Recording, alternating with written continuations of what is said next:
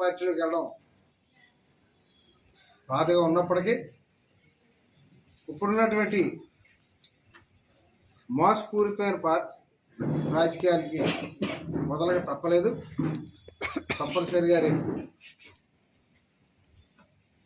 రాష్ట్ర వైఎస్ఆర్ పార్టీ అధ్యక్షులు జగన్మోహన్ రెడ్డి గారి అధ్యక్షతన మరి దాడిశెట్టి రాజయ్య గారు, మంత్రి గారు, సునీల్ గారు, అదేవిధంగా జిల్లా ఇన్ఛార్జి నితిన్ రెడ్డి గారు, వాళ్ళందరి యొక్క సమక్షంలో విజయవాడలో నేను నాతో ఉన్నటువంటి నా అనుచరులు జాయిన్ అవ్వడం జరుగుద్ది.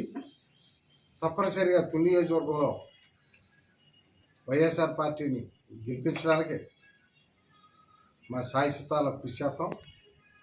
అదేవిధంగా ఎంత విశ్వాసంతో తెలుగుదేశం పార్టీలో పనిచేసామో అదేవిధంగా పదవులు ఆశించకుండా వైఎస్ఆర్ పార్టీలో కూడా పనిచేయడానికి మేము అందరం నిర్ణయించుకున్నాం. మరి ఈ రోజున కేవలం రాజీనామాకు సంబంధించిన విషయమే నేను చెప్పడం జరిగింది. మరి నేను జాయిన్ అయిన తర్వాత ప్రజల్లోకి వెళ్ళిన తర్వాత ప్రజలకు అందుబాటులో ఉండి ప్రజలకు ఏం చేశాననేది ప్రజల సమక్షంలో చెప్పడం, తద్వారా మీ సార్ ఎక్కువసార్లు మాట్లాడినా అది పద్ధతి కాదు. కానీ మాట్లాడవలసింది ఏదో ప్రజల్లోనే మాట్లాడుతాను.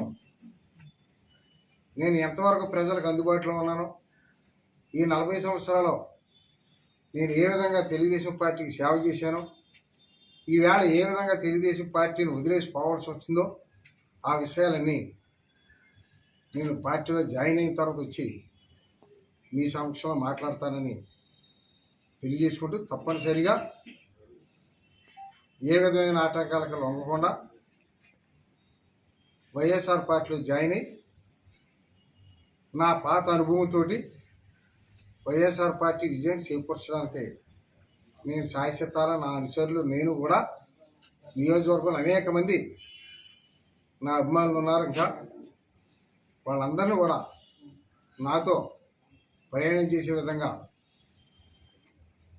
మాట్లాడుతూ తప్పనిసరిగా విజయానికి వైఎస్ఆర్ విజయానికి ఇక్కడే కాకుండా అవసరమైతే పిఠాపురం,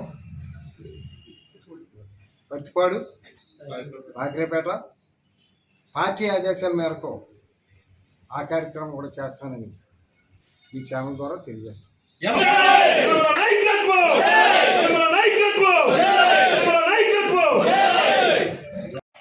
అక్కడ ఉండి ఈ రోజు కార్యక్రమం ఈ రకంగా వేరే కారణం నుంచి ఆఫ్ చేస్తామని చెప్పి ఆ దివ్య గారిని వారెక్కించేసి అందరూ కూడా రావడం జరిగింది. యనమల రామకృష్ణ గారు మాత్రం ఎంత అనుభవమైన వ్యక్తి, ఒక పచ్చి అబద్ధం ఆడుతున్నాడు. ఆయన అక్కడ రోడ్డు మీద వదిలేశారని చెప్పడం జరిగింది. దాన్ని పూర్తిగా నేను ఖండిస్తున్నాను. ఆయన బాధపడిన అటువంటి అబద్ధాలు ఆడద్దు, మీ స్థాయికి తగదని చెప్పి ఈ సందర్భంగా మనం చేస్తున్నాను. అదేవిధంగా 42 సంవత్సరాలు మీకోసం ఆర్గనైజేషన్ పార్టీ కోసం పనిచేసినటువంటి నన్ను మోసం చేసినట్టు తెలుగుదేశం పార్టీలో కార్యకర్తల వరకు కూడా ఈ దౌర్భాగ్య పరిస్థితి రాకూడదని చెప్పి రానియద్దని చెప్పి యనమల రామకృష్ణ గారికి నమస్కరిస్తున్నాను.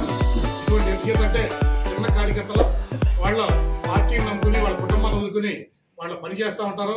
వాళ్ళ ఆర్థిక పరిస్థితులు అంత మాత్రమే అయినప్పటికీ కూడా నాకు జరిగిన మోసాన్ని చాలా మంది అయితే ఉరేసుకుని చనిపోవడం కూడా అవకాశం ఉందని చెప్పి మీరు గమనించి విద్యున్నట్టు తెలుగుదేశం పార్టీ కార్యకర్త ఇప్పుడు మాతో పనిచేసేటువంటి నాయకులు కానీ కార్యకర్తలు కానీ మిమ్మల్ని ఎప్పుడు కూడా మనసొప్పించి ఎప్పుడన్నా మాట్లాడితే క్షమించండి. పార్టీ కోసం ఏమైనా మాట అన్నా ఒకటి ఏమైనా పని చెప్పినా చేసాను తప్ప వ్యక్తిగత విషయాలకు ఎప్పుడు కూడా రాగద్వేషాలకు ఇప్పుడు అవకాశం లేదు. ఇప్పటివరకు మన కుటుంబంలో కలిసినందుకు మీరందరూ కూడా బాగుండాలని, మమ్మల్ని మీ ప్రేమాభిమానాలు మాకు ఎప్పుడు ఉండాలని, మేము కృష్ణ గారి నాయకత్వంలో పనిచేసే కార్యక్రమాలకి వైసీపీలో జాయిన్ అవ్వడానికి కావాల అవకాశాలని మేము వినియోగించుకుని తప్పనిసరి పరిస్థితుల్లో మేము వైసీపీకి వెళ్తున్నాం. వైసీపీ విజయానికి 100 పాళ్ళు గతం కన్నా ఎక్కువ మెజార్టీ తీసుకోవడానికి కృషి చేస్తామని చెప్పి తెలియజేసుకుంటే సెలవు తీసుకుంటాం.